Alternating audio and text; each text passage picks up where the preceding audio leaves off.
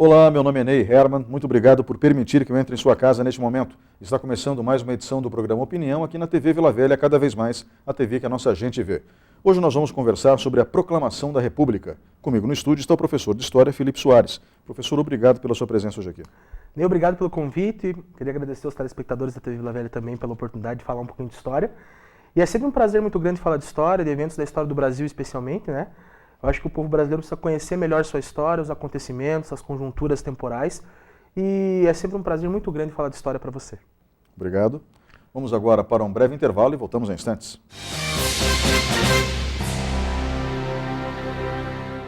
Programa Opinião. Apoio. Supermercados Tozeto, bem mais que um supermercado. Angeli Day, onde os anjos de Deus se encontram. Maxi Clean, o melhor atendimento para o seu bichinho de estimação. Box 101, o mundo da tecnologia ao seu alcance. E Armazene Baggio, guarde o que você quiser aqui. Olá, estamos de volta com o programa Opinião. O tema de hoje é Proclamação da República. Comigo no estúdio está o professor de História com mestrado na área, Felipe Soares, que, diga-se de passagem, também é dono de um canal no YouTube que fala sobre história, o Historiô. E, além disso, dá aula num dos mais tradicionais colégios de Ponta Grossa, o CEPAM, Sociedade Educacional Professor Altair Mongruel. Dizem que o professor Altair era muito bem quisto. É o que fala. Professor, nós tivemos um processo muito diferente em relação às Américas. Nos Estados Unidos, houve direto a proclamação da independência e a instalação de uma república, sim, logo de cara, né? Apesar da tradição monarquista inglesa durar até os dias de hoje. E em outros países da América aconteceu a mesma coisa, mas no Brasil foi algo muito interessante. Nós não tivemos nenhuma guerra, nada. O trono foi simplesmente dado do pai ao filho, né? Foi isso que aconteceu. Dom João VI praticamente entregou o Brasil de presente para Dom Pedro I. Né? Não foi bem assim, é claro, né? Existiram algumas divergências no processo, mas nada que não se resolvesse diplomaticamente. E tivemos então um imperador no Brasil. Aliás, dois imperadores. E esses imperadores eram muito bem quistos pela população e foram excelentes em suas gestões, até onde eu saiba. Né? Recentemente, na TV Educativa de Ponta Grossa, entrevistei o professor Marco Aurélio Pereira, e ele fez um relato muito interessante, tanto de Dom Pedro I quanto de Dom Pedro II. Dom Pedro II, em particular, era admirado no mundo inteiro. Ele era um intelectual, sim, ouso dizer, um dos maiores intelectuais do mundo à época. Assumiu o trono com apenas 15 anos de idade. Então, e teve como tutor ninguém menos que José Bonifácio. Então, realmente, era um homem genial. Mas em 1889, um ano depois da escravidão ter sido abolida no Brasil pela princesa Isabel, sim, nós tivemos então a proclamação da República, cercada por uma série de mitos e lendas. Há quem diga que Deodoro da Fonseca foi tapeado, ele que era muito amigo de Dom Pedro II. E eu gostaria que o senhor nos ajudasse a passar por esses detalhes que compõem, como eu posso dizer, o pano de fundo de 15 de novembro de 1889. Para início de conversa, quais foram os fatores que resultaram na proclamação da República e na queda do imperador Dom Pedro II, que era tão amado pelo povo brasileiro? Primeiramente, Ney, queria agradecer novamente a oportunidade, né? Você começou de uma maneira muito sábia, Ney, fazendo essa comparação entre a proclamação da República no Brasil e nos Estados Unidos. Os americanos conquistaram a independência em relação à Inglaterra em 1776, né, no século XVIII, né? E eles já aderiram ao republicanismo logo de cara, desde o século XVIII. Inclusive, Ney, se a gente for pegar do ponto de vista histórico, a Constituição americana aprovada no século XVIII é a mesma Constituição até hoje, com mudanças, com alterações, mas é a mesma Constituição. Eu digo mais, Ney, não foram só os americanos que passaram por esse processo de adesão ao republicanismo, mas todos os países da América do Sul, Argentina, Uruguai, Bolívia, Venezuela, Chile, Uruguai, Paraguai, todos os países da América do Sul que se libertaram das suas colônias europeias, no caso a maioria espanholas, né, eles também foram republicanos, com exceção do Brasil e do México, que foram os dois únicos países que tiveram experiências monarquistas depois das suas independências.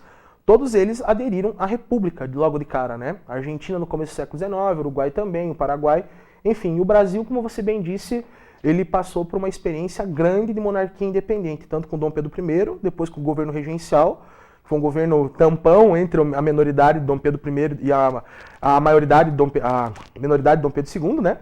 E depois com Dom Pedro II. Bom, para a gente entender um pouquinho esse pano de fundo sobre a independência, a proclamação da República, perdão, a gente precisa voltar um pouco no tempo, porque o episódio de 15 de novembro de 89, ele é o estopim que basicamente sela um processo de queda da monarquia, que eu ouso dizer que desde os anos de 1870 já estava meio selado. Né? Os historiadores hoje em dia, e a historiografia mais atualizada, elas identificam episódios assim que culminaram com a decadência de Dom Pedro II, e eu digo que é uma decadência muito mais política do que moral, porque Dom Pedro II, como você bem disse, era um grande intelectual, teve uma aceitação em um círculo de conversas muito grande no mundo por diplomatas, imperadores e governantes no mundo. Só que a monarquia brasileira ela começa a dar sinais de declínio desde 1870. E eu vou citar um episódio, Ney, que eu acho que é um episódio fundamental para entender a proclamação da República, a Guerra do Paraguai. A Guerra do Paraguai foi travada de 64 até 70, a Tríplice Aliança composta por Brasil, Argentina e Uruguai, contra o Paraguai de Solano Lopes, né? E o Brasil venceu a Guerra do Paraguai. A Guerra do Paraguai foi o maior conflito da América do Sul em toda a sua história. Foi uma guerra sanguinária, uma guerra trucidou várias populações, uma guerra que deixou um saldo de morte muito grande para o lado paraguaio e também para o lado brasileiro, em menor quantidade, mas muitas pessoas que compunham o exército brasileiro e a marinha brasileira morreram na Guerra do Paraguai.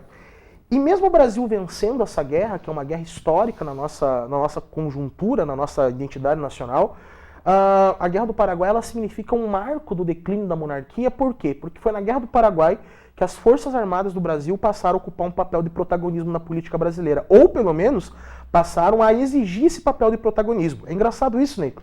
Porque a gente olha o Exército hoje, e o Exército tem uma grande atuação na política brasileira no século XX, né? Se for pensar na era Vargas, o Exército teve um papel fundamental na elevação do Vargas à presidência. Depois, o primeiro presidente eleito democraticamente no Brasil da era Vargas, Eurico Gaspar Dutra, militar também. O regime militar, foram 20 e poucos anos de militares no poder. Hoje em dia, o Brasil é governado por uma pessoa que também passou pelos quadros do Exército. Até a Guerra do Paraguai, o Exército ele era uma força marginal na estrutura política da sociedade brasileira. A maior força militar do Brasil era a Guarda Nacional, que era uma espécie de milícia armada oficializada pelo governo lá no período regencial. O Exército ele não tinha a importância política que ele passou a ter com a Guerra do Paraguai, né? E quando as Forças Armadas do Brasil, o Exército e a Marinha, vencem a Guerra do Paraguai e conseguem submeter o Paraguai à força do Império Brasileiro, com a morte de Solano Lopes, que era o presidente do Paraguai, o Exército volta para o Rio de Janeiro, o Exército volta para a sociedade brasileira, dizendo assim, Dom Pedro, nós vencemos a guerra. Nós vencemos a guerra pelo Brasil. Nós lutamos pelo Brasil. Existe uma série de conjunturas, acho que fica como sugestão um programa sobre a Guerra do Paraguai, mas o Exército passa a reivindicar melhores condições de trabalho, melhores remunerações do soldo, e muito da estrutura militar brasileira, desde os grandes generais até os soldados mais rasos, passam de alguma forma a fazer uma oposição ao governo de Dom Pedro II. Né? E eu não digo que Dom Pedro II não era sensível às questões do Exército. Dom Pedro II foi um imperador, querendo ou não, muito sensível a todas as questões brasileiras. Um imperador que tinha uma visão muito importante, muito generalista, e muito interessante da história e da composição social do Brasil. Só que a partir da Guerra do Paraguai, a hierarquia castrense, que é justamente a hierarquia que organiza o Exército, e tinha em Dom Pedro II com uma força fundamental, porque ele era o chefe do Estado brasileiro, ele era o imperador do Brasil, esse fato da guerra ter sido vencida pelos militares, os militares exigiam melhores soldos e melhores condições de trabalho, significa de alguma forma uma oposição a Dom Pedro. Se a gente for pensar do ponto de vista histórico, né, quem que proclama a República no Brasil? A gente vai falar um pouquinho mais sobre isso mais pra frente, mas quem proclama a República são os militares. Os dois primeiros presidentes do Brasil foram militares, Deodoro da Fonseca e depois Floriano Peixoto. O que isso indica pra gente? Que desde a Guerra do Paraguai, muito antes da proclamação, já se tinha esse interesse militar, talvez não explícito em derrubar Dom Pedro, mas de alguma forma em fazer uma certa oposição a ele, exigindo mais participação política. Vou até contar um caso pra você. Tinha um militar brasileiro conhecido como Sena Madureira, nos anos 70 e 80, que ele chegou a afirmar, inclusive, depois da Guerra do Paraguai, que qualquer ordem vinda de Dom Pedro era ilegítima perante o Exército, porque Dom Pedro não tinha a capacidade e a autoridade de falar para o Exército, porque ele não lutou na Guerra do Paraguai. Então a gente percebe esse aumento da força política militar na sociedade brasileira já no final do século XIX. Né? Outra coisa que você citou, Ney, e fica à vontade para você quiser fazer alguma interrupção, alguma coisa, é a escravidão. A escravidão no Brasil tornou-se um fardo para Dom Pedro. Por quê? O Brasil foi o último país do mundo a abolir a escravidão negra africana, né, que foi uma base da nossa história. Só que nessa segunda metade do século XIX, a escravidão ela passou a ser um fardo para Dom Pedro, porque muitos setores da sociedade brasileira já pensavam em abolir a escravidão. Inclusive não só do Brasil, outros países. A Inglaterra, grande potência da Revolução Industrial, a todo momento meio que implorava ao Brasil, acabe com a escravidão, porque estava interessado em mercado consumidor. Por que eu falo que a escravidão tornou-se um fardo para Dom Pedro? Porque Dom Pedro se viu numa sinuca de bico de dois grandes discursos, né? De um lado, os fazendeiros de São Paulo e a elite agrária brasileira que tinha na mão de obra escrava a principal força de trabalho. Então, se Dom Pedro acabasse com a escravidão de uma hora para outra no século XIX, ele perdia todo o apoio da elite brasileira, que era escravocrata. O Laurentino Gomes, grande jornalista, e escreve muito sobre história, fez uma trilogia fantástica sobre o período da transferência da corte e tal. O Laurentino Gomes tem uma frase que eu adoro, que ele fala assim: o Brasil, durante o período colonial e imperial, o Brasil foi um país viciado em escravidão. Então, se Dom Pedro acabasse com a escravidão de uma hora para outra, Dom Pedro II acabasse com a escravidão, ele perderia apoio das elites agrárias escravocratas. Ao mesmo tempo que vários setores, como intelectuais, jornalistas, escritores, políticos brasileiros, também pensavam que era necessário acabar com a escravidão para modernizar o Brasil numa sociedade capitalista industrial. Então, Dom Pedro ficou sempre nesse limiar, né? Acaba ou não acaba com a escravidão? E se você for pegar no século XIX, a quantidade de leis que foram aprovadas para tentar acabar com a escravidão sem acabar, né? Lei Eusébio de Queiroz, 1850, acabou com o tráfico negreiro. Lei do Ventre Livre, 1871, acabou que todas as crianças acima de 8 anos, que tivessem essa idade completada a partir da data de promulgação, elas seriam consideradas livres. Lei de Sexagenários, 1885, que dizia que todo escravo acima de 60 anos deveria ter sua liberdade, né? Repara que essa quantidade de leis aprovadas que tentavam modificar um pouco a estrutura escravocrata no Brasil, mas elas não modificavam de verdade. A Lei de Sexagenários é uma piada, né? Em 1885, quando ela foi aprovada, decretava que um escravo que tivesse mais de 60 anos fosse liberto, mas eu pergunto, que escravo chegava a essa idade, né? Então, para Dom Pedro foi uma questão muito complicada essas leis escravocratas. E em 1888, a princesa Isabel, sua filha, que era a princesa regente do Brasil naquele momento, né? Dom Pedro tinha, não era ele que estava governando, era ela que assinava os documentos, por uma série de motivos. A princesa Isabel acabou com a escravidão com a Lei Áurea, assinada em 13 de maio de 88. Quando a escravidão acabou no Brasil, vários setores da sociedade brasileira que eram escravocratas passaram a ser republicanos. Não por uma questão ideológica de pensamento, mas por uma questão de fazer oposição a Dom Pedro. Então a gente começa a analisar, né? Os militares querendo poder, a escravidão tornando-se um fardo para ele. E teve mais uma questão, né, que é até quase inacreditável. No século XIX, o Papa da época, ele bolou uma bula papal, né, um documento papal, expulsando e excomungando todos os maçons da Igreja Católica. Dom Pedro II, assim como Dom Pedro I, assim como Tiradentes, assim como vários personagens da história do Brasil, era maçom, né? E muita gente falou, e agora, o que vale no Brasil? É a ordem de Dom Pedro ou é a ordem do Papa? A Igreja Católica, com muita força no mundo e no Brasil inteiro, né? Começou uma disputa. Então, muito da propaganda que foi feita também, Dom Pedro é maçom, e agora? Quem que manda mais no Brasil, é ele ou o Papa? Então você consegue analisar que antes do dia 15 de novembro, mais do que simplesmente a deposição de Dom Pedro e de todo o ministério que fazia parte do governo brasileiro, a gente começa a analisar que a proclamação da República ela é obra e resultado direto de toda uma transformação da sociedade por conta da escravidão, do final da escravidão, por conta da ascensão dos militares, por conta também de um novo sentimento no Brasil que era necessário modernizar a política brasileira com um sistema republicano. Então, eu digo assim para os alunos sempre, né, e para todos que gostam de discutir história. O dia 15 de novembro, quando os militares, de maneira... Essa é uma palavra que dá uma polêmica muito grande, né? Foi um golpe de Estado, foi uma tomada de poder, uma revolução. Né? Foi um golpe de Estado. Foi um golpe de Estado, foi um golpe militar, né? Os militares, liderados por Marechal Deodoro da Fonseca, na madrugada do dia 14 para o dia 15, né? Organizaram uma quartelada, que nada mais foi basicamente uma quartelada, exigindo uma troca de governo e uma proclamação da República. E aí tem uma série de lendas e mistérios, né? Como você disse, Marechal Deodoro da Fonseca, que não era republicano, o Brasil é um país muito excêntrico nisso, né? A nossa independência foi feita por um português, Dom Pedro I. E a nossa república foi feita por um monarquista, que era o Marechal Deodoro. Inclusive nos círculos sociais de discussão da época diziam assim, né? Que toda vez que os militares mais exaltados, como o tenente-coronel Benjamin Constant, os militares que aderiram mais a essa ideia republicana, perguntavam para o Deodoro, e aí, vamos encampar o movimento? Não foi encampar o movimento. O Dom Pedro II é meu amigo, devia favores a Marechal, eles eram companheiros, né? E dizem que na madrugada para o dia 14 para o dia 15 de novembro, o Marechal Deodoro encampou um movimento, estava bastante doente, inclusive, já quase no final da sua vida, o Marechal Deodoro da Fonseca passava uma série de doenças, né? E ele encampou um movimento e, segundo diz a história oficial, liderou uma quartelada na Praça da Aclamação, no Rio de Janeiro, onde vários militares saíram às ruas cariocas para depor o ministério, que era o chefe dos gabinetes de Dom Pedro. Não era para depor Dom Pedro, era para depor o chefe dos gabinetes e ministérios, que era o Visconde de Ouro Preto. E começou aquela confusão, assim, para sair a monarquia, viva a república e tal. E no meio daquela confusão foi proclamada a república. Há historiadores, Ney, que dizem que o Marechal Deodoro da Fonseca não chegou a falar proclamação da república, alguma coisa nesse sentido. Que foi uma coisa meio que turva, né? E isso é uma coisa muito difícil, porque como hoje em dia é até engraçado, né? Hoje em dia qualquer coisa que você fala, ainda mais autoridade, sempre vai ter alguém gravando, alguém com celular, alguma coisa assim, né? E dizem que talvez o Marechal não teria proclamado ele a república, mas ele fez parte do movimento que gerou essa proclamação, né, Ney? Agora, ele só aceitou fazer isso porque ele tinha uma rusga com o Visconde de Ouro Preto, era Exato, isso? exato. Inclusive, tem historiadores que defendem que o objetivo do Marechal Deodoro da Fonseca não era tirar Dom Pedro II do poder, porque ele era amigo de Dom Pedro. Era para tirar o Visconde de Ouro Preto, que era chefe dos ministérios e gabinetes de Dom Pedro. É engraçado você perceber isso, né, Ney, porque o grande imperador do Brasil e o grande chefe do poder executivo era Dom Pedro. Só que do ponto de vista político, quem ajudava a governar era o chefe dos gabinetes, né? Que era uma espécie de primeiro-ministro, só que com poder muito reduzido, que era Dom Pedro a palavra final. Então muitas pessoas afirmam que a adesão do Marechal Deodoro da Fonseca não foi contra Dom Pedro, nem com a Princesa Isabel, e nem com o Conde d'Eu, que era da família real, né? Era para tirar o Visconde de Ouro Preto. Ele encampou a quartelada, só que a quartelada ganhou uma proporção diferente, né? E aí eu fico pensando, né, Ney, como será que isso acontece, né?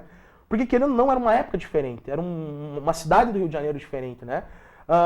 Como que de uma rusga ou de um conflito com uma pessoa específica, que era o Visconde de Ouro Preto, como que proclama-se uma república, né? Então, é muito interessante ver como as coisas no Brasil elas não são de imediato, elas vão acontecendo de acordo com aquilo que o vento sopra. Infelizmente, essa expressão é desagradável, mas é um fato, né? Ou seja, nós temos oportunistas no Brasil que se manifestam de tempos em tempos, alguns com maior ou menor inteligência. Vargas, por exemplo, era um homem extremamente inteligente do ponto de vista político, né? Sim. Que conseguiu, com seus relacionamentos e suas sacadas políticas, chegar à presidência da República sem passar pelo voto direto, né? Até onde eu saiba. Sim. Mas, em relação, ou seja, sim, pelo menos vencer no voto direto. A questão que foi abordada agora em relação aos republicanos, existia durante o Império Brasileiro um partido republicano oficial e constituído ou não? Eles eram ilegais? Essa é uma boa pergunta, Ney. Em 1872 foi fundado em São Paulo um dos primeiros partidos republicanos do Brasil, que é o Partido Republicano Paulista, o PRP. Só que o PRP, ele não começou com um partido político oficializado tal como nós temos hoje, né? Partidos com siglas e com legendas e toda essa questão eleitoral. O Partido Republicano Paulista ele cresceu em São Paulo justamente na perspectiva de oposição a Dom Pedro por conta da escravidão. Cafeicultores de São Paulo, pensando numa modernização do Brasil. E é engraçado você pensar que o Brasil é um país continental onde as elites locais elas sempre estão disputando poder. E a história do Brasil mostra isso pra gente, que elites locais de São Paulo, do Nordeste, do Rio de Janeiro, do Rio Grande, estão sempre numa dinâmica de poder, né? Então esse primeiro partido republicano que surgiu no Brasil foi um partido paulista. De cafeicultores de São Paulo que pensavam que era possível tomar o poder político a partir de uma mudança social, uma mudança de perspectiva. Mas eu digo sempre assim, esses republicanos de São Paulo eles tinham uma visão muito mais anti-Dom Pedro do que propriamente um sentimento republicano no Brasil, né? Eu digo que a maior ideologia republicana no Brasil ela chega com a chegada das ideias positivistas, de Augusto Comte, um intelectual importantíssimo na Europa, né?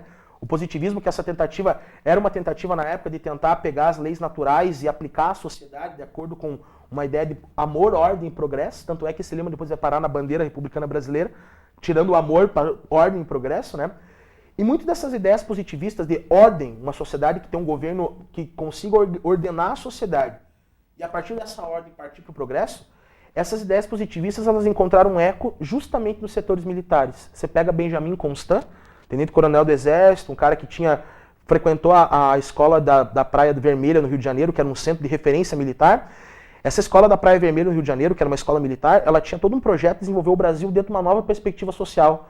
Eles diziam assim, que um Brasil liderado por pessoas especiais e pessoas que tivessem uma capacidade intelectual melhor era um Brasil que poderia dar um futuro melhor à sua sociedade. Essas ideias positivistas chegaram no Brasil e encantaram os militares da alta patente que um governo mais baseado na ordem e no progresso poderia ser um governo progressista no Brasil, né? Então o que eu digo assim? E outra coisa, Ney, veja como esse cenário ele é difuso, né?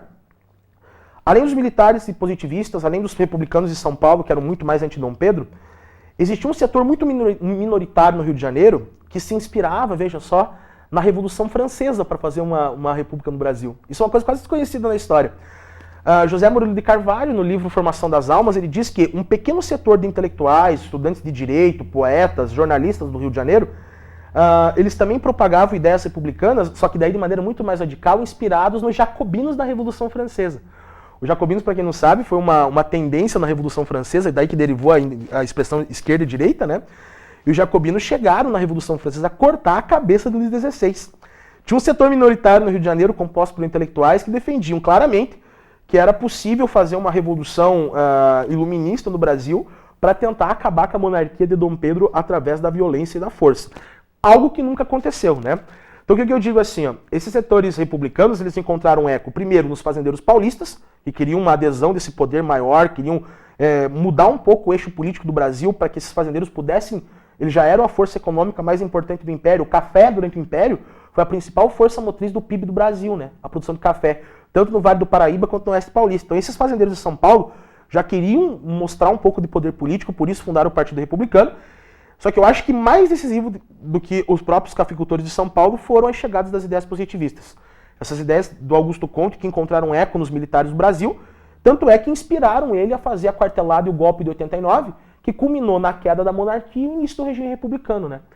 Mas é engraçado, né, Ney? Porque, veja, a gente está falando de setores bem abastados da sociedade. Cafeicultores, militares, intelectuais. Perceba como no Brasil as ideias e as transformações elas passam longe do povo, né? Novamente, fazendo uma comparação, a independência do Brasil proposta por um português, que era Dom Pedro I, não teve participação do povo, né? Não teve essa participação das massas populares, de escravos, pobres, não teve. E a proclamação da República também não tem. Porque, inclusive, tem um jornalista, o Aristides Lobo, que era uma figura importante republicana no Rio de Janeiro. Ele fala assim, que no dia 15 de novembro, quando os militares saíram às ruas para derrubar o Visconde de Ouro Preto e depois transformou-se na proclamação da República, o Aristides Lobo tem um termo que eu adoro, que ele fala assim, o povo assistia aquilo bestializado. Né? O que é bestializado? O povo assistia aquilo sem entender o que acontecia. A mesma expressão, não o verbete, mas a mesma lógica, foi utilizada na independência, né? As pessoas não sabiam o que era a independência, não entendiam o que mudou do Brasil imperial, do Brasil colonial para o Brasil independente. Então, foi uma proclamação da República feita por intelectuais, por militares que assumiram esse protagonismo, mas sem a participação do povo. Eu acho que eu sempre gosto, eu adoro a história do Brasil, né? Eu sou fascinado pela história do Brasil, porque é a nossa história, né? Mas é uma constante no Brasil essa falta da participação do povo nos principais eventos, né? Isso é um fato. É um fato, né? Parece que o povo passa longe dessas transformações, que são transformações importantes, a transformação da monarquia para a república. O golpe de Estado de 1964, e não tem como não falar que não foi um golpe de Estado, porque não havia previsão constitucional no texto de 46, de 1946. Exato, a Constituição. A Constituição de 1946 não previa aquilo que aconteceu em 64, apesar do Congresso ter realmente empossado o presidente Humberto de Alencar Castelo Branco. Isso. Né? Então, houve o aval do Congresso, com apoio de grande parcela da comunidade, da população, mas não havia previsão constitucional. Então, por isso, se classifica como um golpe de Estado. Era para ter uma eleição no ano seguinte, 65, inclusive. Que não aconteceu. Não aconteceu. Né? Mas, enfim, o que aconteceu em 64 também não teve participação popular, porque, falo participação popular das massas como um todo, sim. Porque pesquisas divulgadas 20 anos depois demonstravam que Jango tinha uma aprovação superior a 60%. Então, cá entre nós, dizer que um latifundiário era comunista é verdade. É mais fácil, eu costumo fazer essa brincadeira, né? É mais fácil o Papa Francisco incorporar um Exu numa missa de domingo, né, do que um latifundiário virar comunista. Nunca vai acontecer. Jango foi um grande fazendeiro do Rio Grande do Sul. Exatamente. Né? Ele não tinha, como eu posso dizer, embora ele tivesse carinho pelas causas sociais. Ele era mais trabalhista, né? Exatamente, do que comunista. Mas essa é uma outra história. Né? Em relação a Dom Pedro II e o Marechal Deodoro da Fonseca, podemos dizer então que os republicanos literalmente tapearam Deodoro da Fonseca. Sim, com toda certeza. E como ele era monarquista, né, ele englobou o movimento, e a presença dele era importante, porque ele era um grande chefe do exército brasileiro, né? Ele foi no bolo, como diz o Pontagrossi, foi no balaio, né? Pensando, e muito mobilizado pela essa rivalidade que ele tinha com o Visconde de Ouro Preto. Não, vou tirar o chefe dos ministérios. Só que daí o movimento aumentou e passou a ser uma proclamação da República, né? E é engraçado, né? Porque, veja, essa proclamação da República, por mais que ela foi meio confusa, ninguém sabia se era para tirar Dom Pedro ou só o Visconde de Ouro Preto, em alguns setores do Exército ela já estava sendo planejada muito antes. Há relatos, desde 88, desde 87, Benjamin Constant já estava mobilizando os setores da caserna para fazer esse golpe, né? Pode falar. A gente volta daqui a pouco, professor, o senhor termina de contar essa história depois do intervalo. Beleza. A gente vai para um breve intervalo comercial e voltamos em instantes. Programa Opinião. Apoio. Supermercados Tozeto, bem mais que um supermercado. Angeli Day, onde os anjos de Deus se encontram. Maxi Clean, o melhor atendimento para o seu bichinho de estimação. Box 101, o mundo da tecnologia ao seu alcance. E Armazene Baggio, guarde o que você quiser aqui. Olá, estamos de volta com o programa Opinião. O tema de hoje, Proclamação da República. Comigo no estúdio, o professor de História com mestrado na área, Felipe Soares. Professor, o senhor terminou o bloco anterior dizendo que a Proclamação da República não foi um evento que foi completamente planejado, de improviso, no dia 15 de novembro de 1889. Na realidade, isso vinha se avolumando no horizonte do tempo a um período razoável, né? Ou seja, desde o fim da Guerra do Paraguai, em 1870, com a mobilização do Exército, apenas resumindo o bloco anterior, que queria maior participação dentro da estrutura política do Brasil, bem como por parte de alguns fazendeiros paulistas que também queriam maior participação dentro da estrutura de poder do Brasil.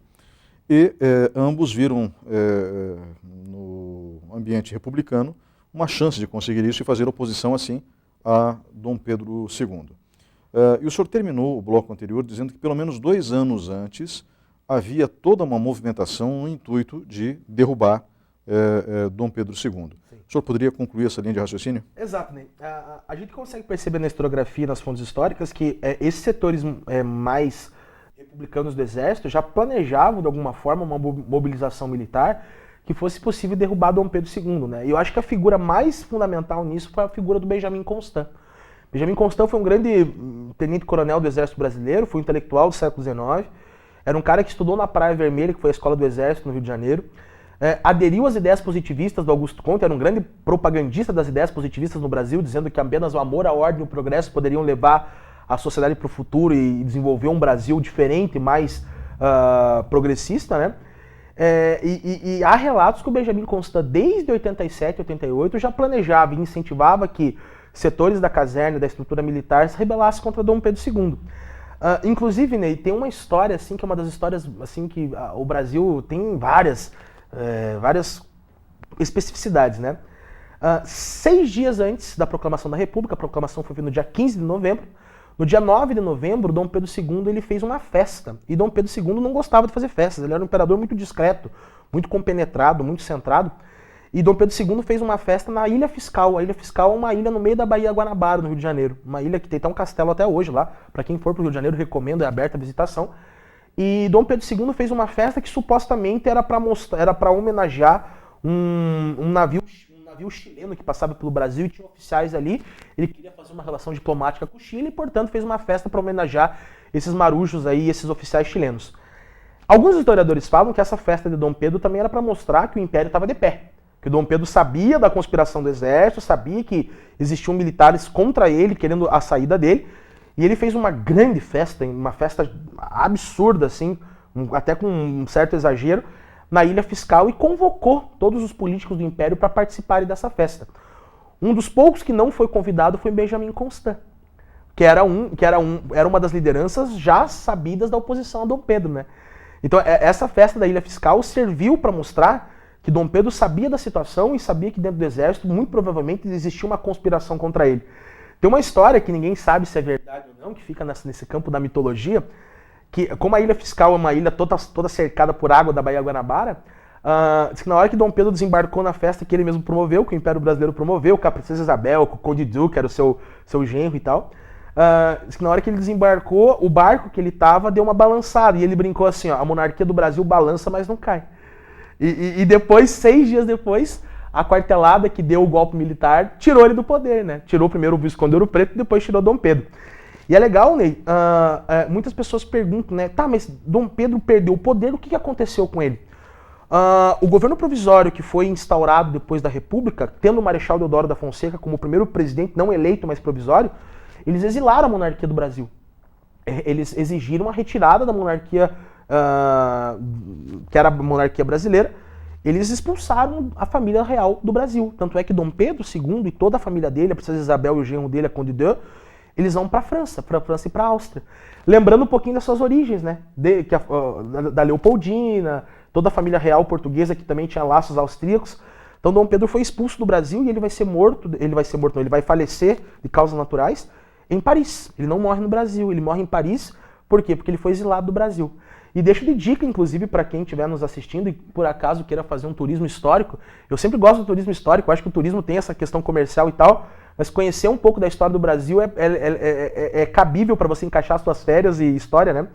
No Rio de Janeiro tem muita coisa de Dom Pedro II, e especialmente na cidade de Petrópolis, que é uma cidade serrana no Rio de Janeiro, que é onde morou Dom Pedro II, né? Que era a casa de campo da família real, e é uma cidade toda feita, assim, uma cidade feita pela família real e organizada pela família real brasileira, que é onde os restos mortais de Dom Pedro II estão colocados até hoje, na igreja metropolitana de Petrópolis. Porque ele morre em Paris, depois há uma disputa de Portugal e Brasil para ver quem ficaria com os restos mortais, porque Dom Pedro II era filho de Dom Pedro I, que foi rei de Portugal também, né? Neto de Dom João, que foi rei de Portugal. E os restos mortais de Dom Pedro II estão repousando na igreja metropolitana lá em Petrópolis, que é uma igreja muito bonita, muito situosa, e que foi a sede do governo, a sede de férias, né, do Império Brasileiro durante o primeiro reinado e o segundo reinado. Mas não foi fácil convencer o resto do Brasil a aceitar a República. Depois que o povo entendeu o que aconteceu, mas por que tiraram Dom Pedro II? Ele ficou 49 anos no poder. Foi o cara que mais tempo ficou no poder na história do Brasil. Ele era amado pelo povo, né? Era um homem sábio, né? Aí, de repente, eles têm que convencer na marra, e daí entra, com toda a truculência dele, Floriano Peixoto. É interessante a gente narrar o fato de Sim. Florianópolis, né? Exato, que é uma homenagem a Floriano Peixoto, que era um truculentíssimo, né? Até onde eu saiba, eu nasci em Santa Catarina, então a gente conhece bem essa história em Santa Catarina. O nome da capital do estado de Santa Catarina era Desterro. Isso, exatamente. Né? E um nome horroroso, diga-se de passagem. E então, à medida que eles eram monarquistas, o ambiente ele era monarquista, à medida que ele foi chegando, eles foram, como eu posso dizer, diminuindo o ânimo monarquista e aumentando o ânimo republicano.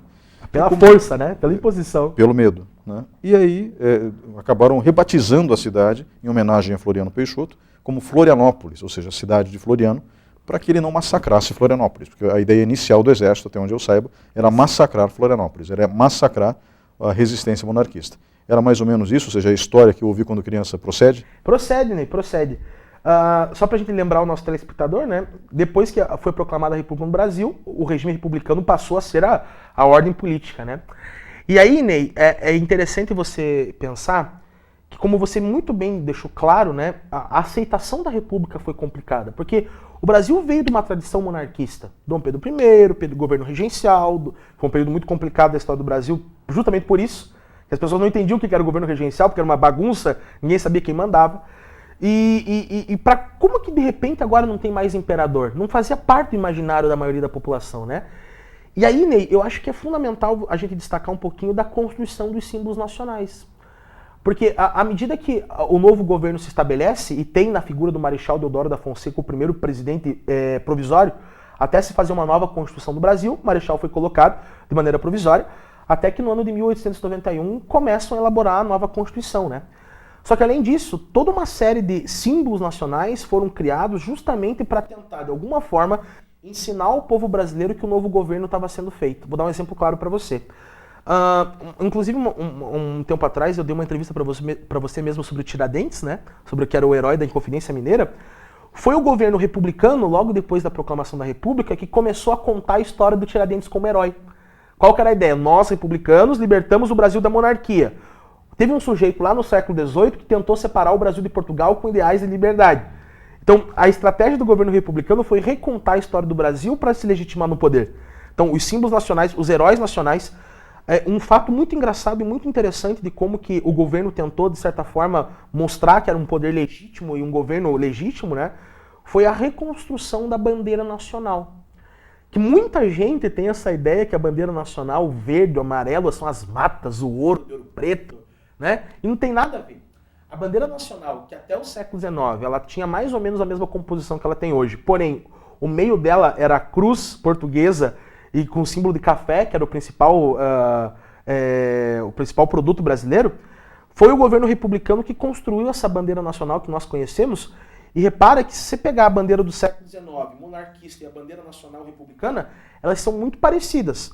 Mantém-se o retângulo verde, o losango amarelo, que era as cores da família real portuguesa, dos Bragança-Orleans, e muda somente o meio da bandeira, com o lema Ordem e Progresso, que é um lema positivista. O que o governo quis dizer com isso? Nós somos o mesmo Brasil. O mesmo Brasil que era no período da monarquia é o Brasil republicano, com algumas diferenças, mas é o mesmo Brasil. Então, o governo foi ensinando, colocando esses símbolos nacionais, tentando forçar heróis nacionais para falar, nós somos o mesmo país, porém com um governo diferente. Agora, você destacou um negócio importante, né? O Marechal Deodoro da Fonseca foi o nosso primeiro presidente, e depois o seu vice, que era o Marechal Floriano Peixoto, depois também foi presidente do Brasil, a partir de 91. E você destacou uma coisa muito importante. Essa aceitação da República muitas vezes foi à força. Províncias que não aderiram à República ou questionavam a República, o poder mais centralizado no Rio de Janeiro na República, foram sufocadas politicamente, né?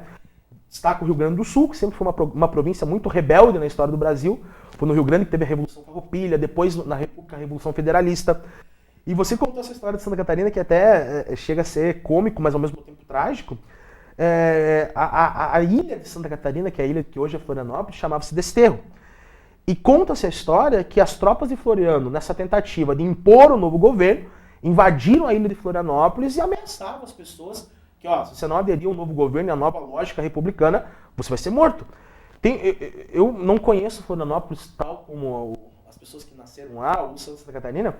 Tem algumas partes do norte da ilha de Florianópolis, acho que é a ilha de Ponta Grossa, inclusive, o nome da ponta da ilha, que é um lugar bem específico lá, que dizem que Floriano chegou a matar muitas pessoas lá. As tropas do governo, comandadas por Floriano, chegaram a assassinar muitos rebeldes que não aceitavam o novo governo.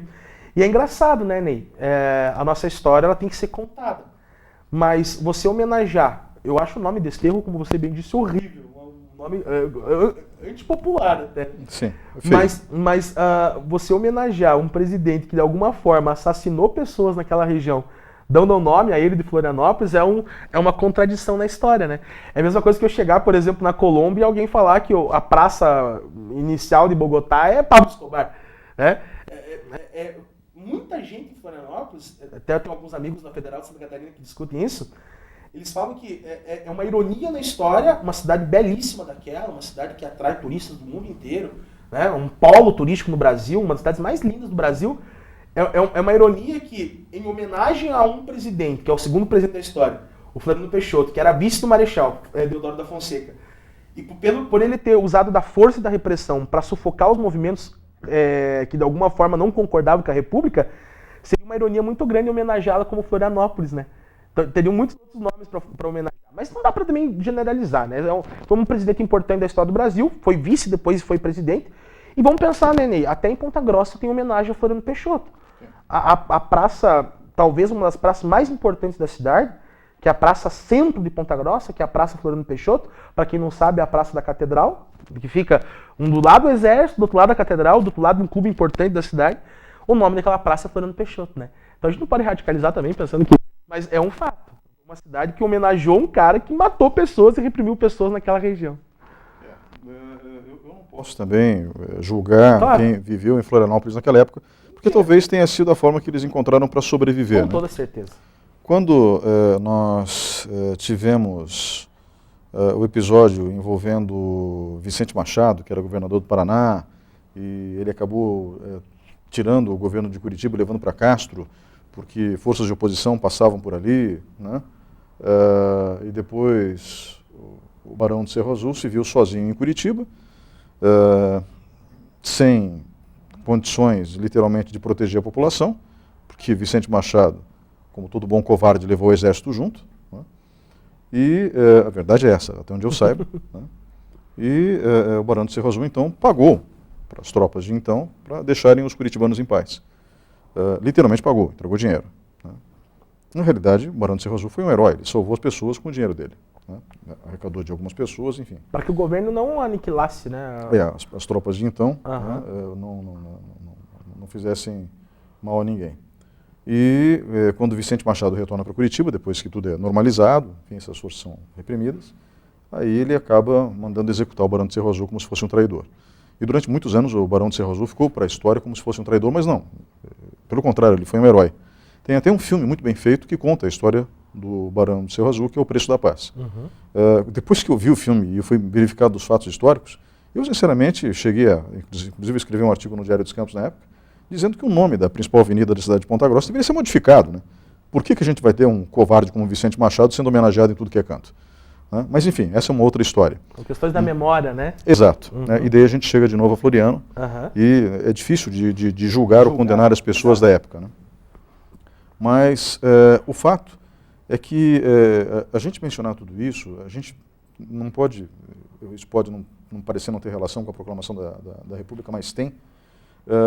Havia uma proposta de deixar o povo brasileiro escolher se desejava ou não a monarquia ou a república, né? Isso foi feito, com quase 100 anos de atraso. Né? Aliás, mais de 100 anos de atraso. Mais de 100 anos, foi em 1994. Exatamente. Né? Quando teve o plebiscito entre a monarquia e a república. Eu tinha 24 anos na época, eu nasci em 1970. Eu votei pela monarquia por uma questão de justiça histórica. Eu sabia que eu tinha perdido já, né, pelas pesquisas de opinião, né? Mas, assim, eu votei pela monarquia por uma questão de justiça histórica, né? Porque, sinceramente, analisando o que eu tenho de informação sobre a história, o período imperial foi excepcional, né?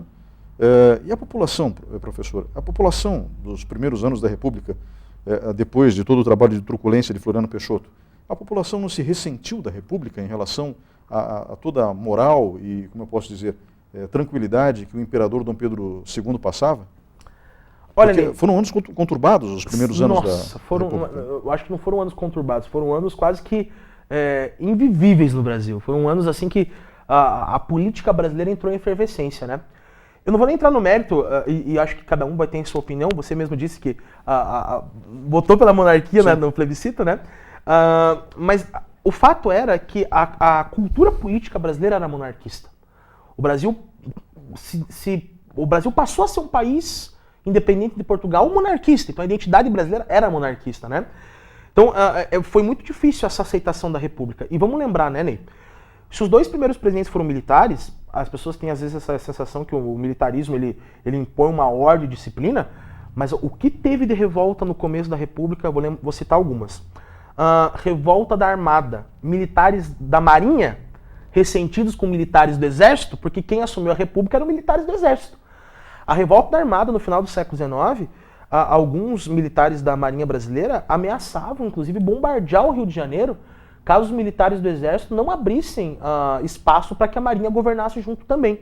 Então você percebe, né? A gente tem essa visão que a questão militar é sempre muito fechada, mas nesse caso até uma rusga entre os militares aconteceu. Você pega um militar conhecido como Custódio de Mello, ele chegou a ameaçar o Deodoro da Fonseca, depois do Floriano Peixoto, dizendo assim, e esse governo é só do Exército, não é da Marinha também? Não somos militares iguais? Então, primeiro, uma disputa muito grande entre os militares. Segundo, a quantidade de federações e de províncias no Brasil que não aceitavam a República, justamente porque tinha uma tradição monarquista e, segundo, o governo republicano foi autoritário. Vou dar um exemplo claro, e você mesmo citou a história de Barão de Cerro Azul, né? A famosa Revolução Federalista no Rio Grande do Sul. A Revolução Federalista começa justamente por conta de um processo de autoritarismo de Floriano, nosso segundo presidente. Floriano Peixoto tinha uma prática muito autoritária e muito centralista de indicar os governadores dos estados brasileiros. Né? Ele indicava, não tinha eleição, como nós temos hoje o direito do voto democrático, você escolher seu governador. O Floriano indicou para a província do Rio Grande do Sul o famoso Júlio de Castilho, que era florianista, e a elite gaúcha não queria esse cara no poder. A Revolução Federalista, que parte do Rio Grande tem como destino o Rio de Janeiro, e é barrada na Lapa, inclusive no Cerco da Lapa, né? A Revolução Federalista é mais um exemplo que a República começa com insurgência, começa com disputa social, das províncias não aceitando o governo. E se você for parar para pensar, né, depois que os militares saem da presidência, que daí um outro setor assume a presidência do Brasil, que são os cafeicultores de São Paulo e Minas Gerais, naquela famosa política do café com leite disputada depois, a quantidade de conflito que tem no Brasil social é imensa. Só vou citar alguns aqui de cabeça. Revolta, indireta ou diretamente, mas que de alguma forma mostram que o Brasil estava pegando fogo. Revolta da vacina, tenentismo, contestado, canudos. Cara, o Brasil viveu períodos absurdamente complexos e muito conflituosos. Então eu digo assim, né, que muitas dessas insurgências foram resultados de um processo de não aceitação da monarquia, mas também outras... Da República, não aceitação da República, perdão, da deposição da monarquia, e muitos conflitos também foram resultados dessa maneira impositiva que a República veio no Brasil. E daí é inevitável, né? Se algo não é popular, é algo desconhecido, né? Como a República não foi feita, não foi organizada e construída por classes populares, era meio que óbvio que ia dar problema, porque as pessoas não se sentiam representadas na República. As pessoas não sentiam que aquele governo era delas, porque não era, porque não foi feita pela população do Brasil. Então você tem toda a razão em afirmar que essa não aceitação da República ela faz parte de todo o imaginário brasileiro que via na monarquia, eu não sei se é um governo melhor, mas um governo mais estável, né? Exato. Será que nós somos republicanos depois de tanto tempo? Ou ainda temos alguma coisa no nosso DNA que é monarquista? Olha, Ney, eu acho que sou um republicano. Eu defendo a República de maneira muito taxativa. A palavra república, inclusive, remete à República Romana, do latim, quer dizer coisa pública, causa pública, né? E eu acredito que a causa pública é um fator importante de pensar a nossa sociedade enquanto país, né? Agora, vamos pensar um pouquinho, uma pergunta que ela provoca e ao mesmo tempo ela faz a gente abrir um pouco a nossa reflexão. Ser republicano é você saber que existem diferentes ideias, perspectivas na tua sociedade, diferentes pensamentos políticos, porque a República permite isso, né? Você pensar de maneira diferente. E daí eu fico pensando, será que o Brasil realmente ele é um país que é preparado para o pensar diferente? A aceitação de você ser de esquerda, de direita, de centro, de cima, de baixo, eu acho que o republicanismo ele passa por uma palavra muito importante que é a ideia do respeito, da tolerância e da aceitação da ideia diferente, né? Você falar alguma coisa? Não, é exatamente isso que eu ia dizer.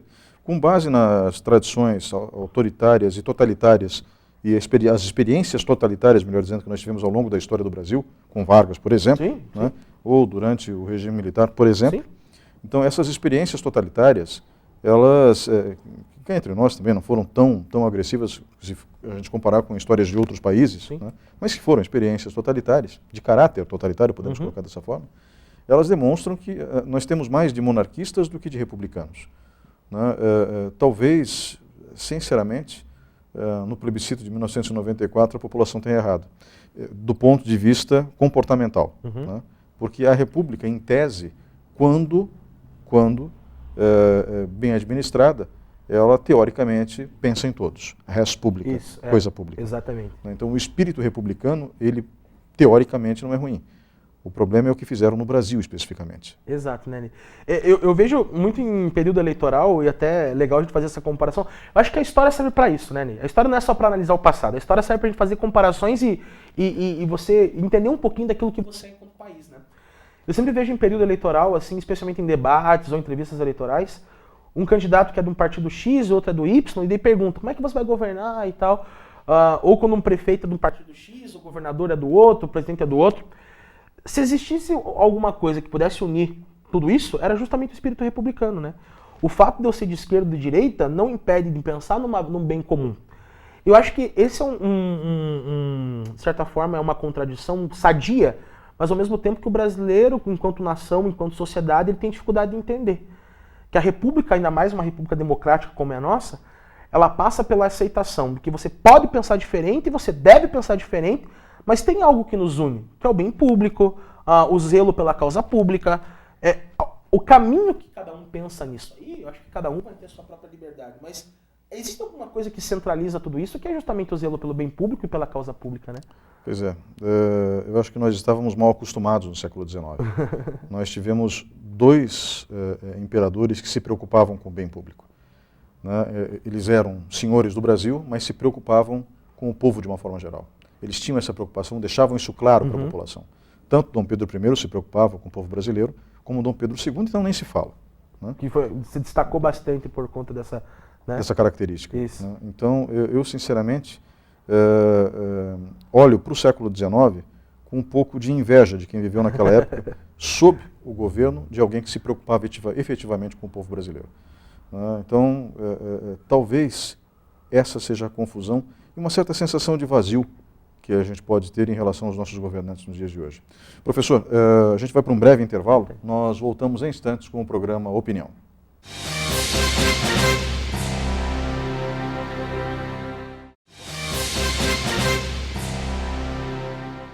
Olá, estamos de volta com o programa Opinião, o tema de hoje, Proclamação da República. Comigo no estúdio, o professor de História com mestrado na área, Felipe Soares, também professor do Colégio Cepam, um dos mais tradicionais de Ponta Grossa, e ainda dono do canal de YouTube Historio, que é justamente um canal de YouTube especializado em História. Professor, nós chegamos então à conclusão de que o processo de proclamação da República não começa em 15 de novembro de 1889, nem acaba naquela data. Não. Pelo contrário, é algo que tem pelo menos uns 20, 25 anos de antecedência, né? Ou seja, as discussões em relação à República ganham força, começam a ganhar força, melhor dizendo, com pelo menos 25 anos de antecedência àquela data, e a aceitação da República ela só ocorre com 20, 30 anos depois da passagem do tempo, né? Depois daquela data específica, em 15 de novembro de 1889. E aqui nós demos uma série de informações para as pessoas, mas eu sempre gosto, quando vem alguém que tem o seu calibre intelectual no programa, de pedir indicações de leitura. Eu ainda acredito nos livros. Eu também.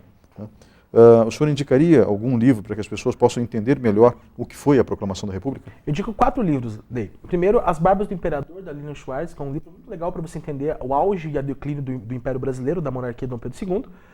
Eu indico também 2 livros de um historiador conhecido como José Murilo de Carvalho, Os Bestializados e A Formação das Almas, que pega exatamente a formação do novo regime republicano a partir do dia 15 de novembro, né? Como que a monarquia caiu e como que a república se estabeleceu. Eu indico uma leitura muito programática, assim, que é o livro 1879, do jornalista Laurentino Gomes, que é um jornalista que escreve sobre história, os historiadores torcem o nariz para ele, eu acho fundamental o trabalho dele do ponto de vista de publicizar a história. Inclusive teve na UEPG um tempo atrás, que é o livro 1879, do Laurentino Gomes, para você ter um panorama legal e entender como foi esse momento a partir da literatura. Eu também acredito nos livros, eu acho que é importante a gente ler cada vez mais sobre a nossa história. Professor Felipe Soares, obrigado pela sua presença hoje aqui. Obrigado, Ney, e até mais a todos vocês. Muito obrigado a você que estava nos acompanhando até agora. Um grande abraço, boa noite, até a próxima semana.